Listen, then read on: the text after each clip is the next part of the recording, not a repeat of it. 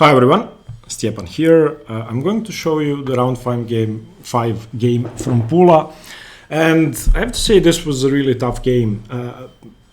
I don't know if any of you have read Jonathan Rawson's books Chess for Zebras and 7 Deadly Chess Sins, but this game, or what he wrote in the book, is really applicable to this game. He talks about narratives and storytelling you create in your own mind when you're playing a game to justify a certain type of play or certain type of behavior, whether it's defensive, offensive, playing for one thing specifically which you justify by talking to yourself during the game, and that impacts you in a negative way, meaning that you cannot play objectively best moves, and it's really hard to get out of a certain mindset during a game, at least for me. If I'm defending, it's really hard to switch to something else. If I'm attacking, it's really hard to accept that it's no longer an attacking position and I need to go for an endgame or whatever else. So in any case, I'm playing a FIDE master, extremely experienced. When I started preparing for the game, I got desperate because there are over 1,000 games of his in the database, and he's literally played every single opening with both colors. So against e4 he's played everything, against d4 he's played everything, and I was just blown out of my mind. I didn't know what was going to occur on the board. I prepared for e4 for a long time, for the 7 most likely openings or opening variations he could have played. But then I switched and decided to play the London again. And for those of you who keep asking me, why do I keep playing the London? Well, the first thing I'm going to say, this is the last one you're going to see in a long time. Secondly, the London has been kind to me, sort of. I had really good results because, especially against opponents who I cannot prepare against properly, it gives me pleasant positions, and also I understand it better than most e4 openings. And e4 is my main opening. I've been playing it since I started playing chess, and as I said, this is the last London you're going to see in a long time. In any case, I played d4, and even in the London I was preparing for several different positions. Here, if I go knight f3 or bishop f4, he plays positions which could lead to a quick draw, which I didn't want to allow. Against bishop f4, he plays the line with c5 and queen b6. So I chose c3, which I was hoping to get a position after d6 and bishop to g5, which isn't the London. It's sort of the old Indian, but white has very good attacking ideas. So I didn't intend to play the London. But in the event of e6, I was going to play bishop f4, and in the event of b6, which he ended up playing. This is a very rare move, basically leads to a Queen's Indian type of position, but white should have a pleasant edge now. And after bishop f4, I have a normal London. I've avoided the lines with the queen coming to b6, which are extremely annoying, putting pressure on my b2 pawn. So the first point at which I would like to pause, this has all been played instantly. This is just the opening, which we both know, castles, is this point. He played knight h5, which is a move I've never seen before. Now, there are 4 standard moves here: d6, d5, knight c6, and cd4. They all lead, well, d5 leads to a reti type of position, except the bishop is on e7. And d5 is the most pleasant to play against. It could also lead to a mainline London after something like knight d2 and e4. The difference is that the bishop is already on b7 and he hasn't played bishop d6, and I haven't played bishop to g3. d6 should lead to a Sicilian type of position if I exchange, or if he exchanges and I take with the e-pawn, and it should be sort of a hedgehog. Knight h5 is very provocative. Now, when he played it, I tried to make something happen with either knight g5 or bishop h7. I spent about 5 minutes and I couldn't see anything, and there is nothing, so there's nothing. The point of knight h5 is not to chase the bishop away, because my bishop wants to go to h2 anyway, which I ended up playing. is to play f5. And this is a very committal move, which, according to the engine, white should be much better now, almost plus 1.5. But the idea is clear. He wants to bring the knight back, control e4, and then eventually play d5. And when he played f5, I had a long think. So in my mind, what he wants to do is give up this bishop for the knight to weaken my control of the e5 square. And then he wants to control e4 with d5 and play knight f6, knight e4. And the main problem with that, which you're going to see throughout the game, which is going to be the main theme, which I started thinking about now, is, well, what if this pawn gets to c4?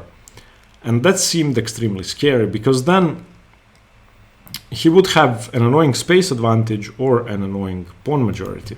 So bear that in mind. I played knight bd2, which is okay. Knight f6, a4 is also okay, trying to play a5, so he plays a6. And here I had an opportunity to capitalize on my advantage straight away. I played the move queen b1, which sort of prepares b4 if I'm allowed to play it. I wanted to liquidate things and leave him with, in the event of d5, a backwards e-pawn. So, but queen b1, even though it's not a blunder or anything, it's not the most precise move. I should have played knight c4. And I was looking at this. This is a pattern I know well. You could have seen it in my previous London video against this setup. The idea is, in this case, since the pawn is not on d6, to simply put pressure on the d6 square. Now, if he does nothing, let's say he develops with knight c6, then white should be winning according to the engine. For humans, I don't want to say this is winning, but it's a huge advantage. Has to give up the bishop, and I have this bind over the d6 square, over the dark squares. This is going to be extremely unpleasant for black. The engine says +3. For humans, I would say this is better for white. +3 may be a bit exaggerated.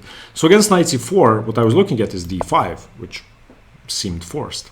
And now knight c5, and I'm basically with knight c4, I've prevented him from trading the bishop off for my f3 knight. So if he plays knight c6, I can take, bishop takes, the other knight comes into e5, bishop b7, and now b4 is one idea, giving up a pawn to get the c file, but I don't have to play b4, I can simply play against this bishop and start a kingside attack, because this bishop is an extremely bad piece. There is no way in the world that he is going to have time for this sort of a Dutch plan. There's just no way. And in the meantime, this isn't scary because I can play f3. c4 isn't scary because I can play b3. But as I said, I played queen b1, which is okay. So bishop f3, knight f3, d5. And I played queen b1 knowing that this position will occur, or expecting this position, and I'd already decided to play the move c4, which is a good move. So I'm basically breaking up the center. Now, he should never take, because after bishop c4, this is such an unpleasant weakness, which he cannot defend. One of the reasons why I played queen b1 is that if takes takes, I'm immediately threatening queen f5, and this is just bad for him. So after c4, he played knight e4. I exchanged, he took, and now I played another passive move. I played queen back to d1 because I was afraid of this. But the engine line is simply astonishing. This I didn't even consider during the game. The engine gives up an exchange for a ton of activity. I think this point is extremely instructive. The engine plays knight e5, allowing knight d2, queen a2 putting pressure here, knight f1, bishop f1, black should play c4, and white should have a huge edge after b3. I have the bishop pair. He has a couple of weaknesses. For the moment, his rooks are useless. I'm preventing the development of his knight because it's hard to play. I have knight c6. So this line is just great.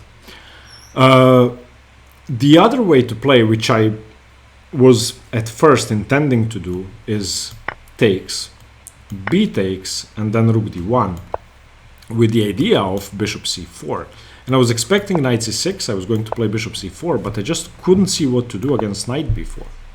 And I thought I had to be slightly better here because his center is crumbling, but I couldn't see a way forward. And later on, after I'd analyzed, knight e5 is a good move. He should unpin, so king h8, and now simply bishop takes d5. This, I don't think I would have found at the board, but when you analyze at home, it's much easier. So I just took a pawn if he doesn't take, so he takes. And now f3. The knight drops back to f6 and e4, and I get my piece back with an advantage. So knight e5 was the best move, taking was second best. I played queen d1, which is passive, and the position should now be equal. And remember what I said about c4, how I'm afraid of his pawn getting to c4 and him having a pawn majority. Well, he did play it now. And I should have taken on e4 straight away, but I played bishop c2, which is simply a loss of tempo. The position is equal, but I lost the tempo. So here takes, bishop takes, and here he played bishop f6. And my next move is more than a slight inaccuracy. It's actually a blunder. I took on f6. What I should have done here is f3, chasing the knight away. He has two options. Knight d6, I simply go f4. And this is so pleasant that I think all the dynamics have been eliminated in the position. And knight e4 runs into bishop f4, where his pawn is just nothing. And if he ever takes my bishop, I have a protected passed pawn, and he's weak on f5. So this was one way to play. And after f3, if he plays bishop e5, then I take d5. And after knight c5, I go f4, and again I have a protected passed pawn, has a weakness on d5. This should have been the position on the board, but I took on f6, and this is a blunder. After queen f6, I'm simply worse. The engine would say that this is equal, almost all zeros, but I have to take on e4, fe4, and now, coming back to the start of the video, my mindset was, oh, I'm worse here. Eventually, he plays b5, creates a passed pawn, and I'm just going to be losing this position if I make a mistake. Now, I knew that it should be about equal, but for humans, black has a clear winning plan, and I have two liquidating plans, which are b3 and f3. Eventually, I have to go for one of these pawn breaks. The problem with b3 straight away is that he plays b5, and if I take, these are two protected passed pawns, and my pawn seems much easier to blockade. So I played queen d2, trying to infiltrate the dark squares. Of course, he's a FIDE master, so queen d6 doesn't allow it. And in this position, again, b3, I think was correct. Of course, I was looking at b3 and f3 on every move. Not f3 yet, because the rook is on the f file, but b3. If I played here, of course, b5, and if bc4, now bc4 should be just a winning position for black. This is, if a5 happens, rook b8, rook b4, it's just game over. So I cannot do that. I played rook a2, which is equally bad. He played rook f7. I played queen to c3. Again, b3. If b5, then a b5 is a blunder now. So b5 is a blunder now because the rook is not defended. So in this position, it was better. But after b3, he should play rook c7. And bc4, dc4, maybe rook b1, rook b8, something like queen b4. Should be slightly better for black, but I should be able to hold. Still, it's annoying. So I played queen c3 with the idea of queen a3. If we trade queens, both b3 and f3 become safer and stronger because I get to create a passed pawn of my own. He played rook c8, I played queen a3, and he took. If he doesn't take, I play queen b4, and I should be more than equal. The engine now thinks black is much better if he doesn't trade queens, but it was very hard for me to see. After queen takes, rook takes, it's about minus 0.8. He played rook fc7. Now the engine says equal, equal, equal if I play f3. and df3, gf3, obviously king is gonna go to f2, rook e1, and now I have two connected passed pawns, so we both have enough play. Neither of us should have enough to win. That being said, it's such a sharp position that one of us would have won this, I think. But I played rook c1, which is not bad. The position is still equal, but f3 was more active. King f7, king f1, king e6, king e2, king d6, and my next move is another blunder. I didn't want to go for f3 because I wanted to get my king to the queen side, and I thought I had time for f3 later, which is true. But f3 was just more precise, liquidating the king side. And if he plays something like g5, I can go rook g1. If he plays h6, I can just attack the pawns straight away. Now, this should be much better for white, actually, so he cannot take. So king d2 was a bad move. I should say that I had about half an hour on the clock. But again, coming back to the start of the video, when you're defending the entire game, it's really hard to think about anything else. I was trying not to lose because the position is very hard for white to play. Even though the engine said that it should be equal almost throughout the entire game, when you're defending, it's much harder. It's much harder to defend than to attack. Okay, rook b8. Rook ca1, again, not precise. Rook cb7. I just waited. What I should have done is rook f1 and then f3 or f4. King c6, rook a3, rook f7. By the way, he can never play b5, trying to create this passed pawn, because I still have a pawn on b2, and then my rooks are infiltrating on the b file, and it should just be a draw. Not to mention that then, if we trade a pair of rooks and I play f3, I could be better. So he knew that this break that he was trying to prepare simply doesn't work. So in this position, he surprised me. He played a5, and I thought, okay, this just has to be a draw now, which is correct. But again, I was defending. I should have switched my mindset again and played f3. f3 is a good move. b3 is also good. If he plays, I don't know, rook here, then I go rook f1. And also b3, if he plays b5 now, I can just take it, and rook b5, rook a5, rook b3, and this is simply a draw. I have too many checks, too much counterplay. My king is holding this one, and it should be equal. I played here, he played b5, and a b5, rook b5. If you want, you can pause the video here and think about what you would play. Okay, so this, I'm sure he knew what I could have done. I didn't do it because, again, I wasn't thinking about counterplay enough. Of course, I saw the idea, but I discarded it thinking that I could be worse there, and I was thinking that I can hold this. So I was just thinking, okay, let's hold the position, let him push his pawns, we're gonna trade the pawns, and it's going to be a draw. I should have been thinking about counterplay. I played a very, very bad move, after which I'm losing. I played rook c1.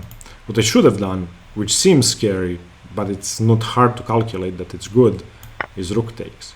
Of course, if rook takes, I should be winning easily. So rook takes b2, and I go king e1. He doesn't have time for rook f2. Let's say he takes, now this is just equal. King d7, I don't know, rook a7, king e6, rook check. If king f5, I can just go here. I cannot win the rook because it's still a draw. He can just check me forever until he takes my rook. So I don't know, probably something like this, and this is just a draw. So after here, if he cannot take on f2, then what does he do? I mean, I don't know. It should be a draw. But after rook c1, it's almost game over. He played rook b3, and now it's very hard. Still, I could have played here, and after a4, rook a4. It's not the same thing, because now he can play king b5, and I cannot check him towards here because I lose. So I lost my opportunity. So after rook b3, I played rook c2. It's just dreadful. I mean, at this point, I was already short on time, and he converted this position in the next 9 moves. I should have resigned here, but I didn't. He was just dominating me. The idea is, of course, a4, a3, where everything is defended, and once he plays a3, it's over. b8, rook a3. I have to trade. Rook a3 takes. King d2 and c3 check, and that was it. King d1, king c4. I resigned. What do you say about a game like this? I mean, it's clearly okay. If I were playing a lower rated player than myself in this game, and I thought, okay, I have to win, I have to win, I have to win, I definitely wouldn't have made the same mistakes. I may have made different types of mistakes, and I may have lost in a different manner, but I definitely wouldn't have played this passively. So I, for one, can learn a ton from this game, both chess-wise and from a psychological aspect. I hope you can too. It was a very tough game to digest, and it took me a while to even be able to analyze it. Ugh. Okay, thank you for watching. I hope you got something from the video. Again, you're not going to see another London for a long time, so I hope that makes you happy. Thank you for watching. Stay tuned for more chess. Bye bye.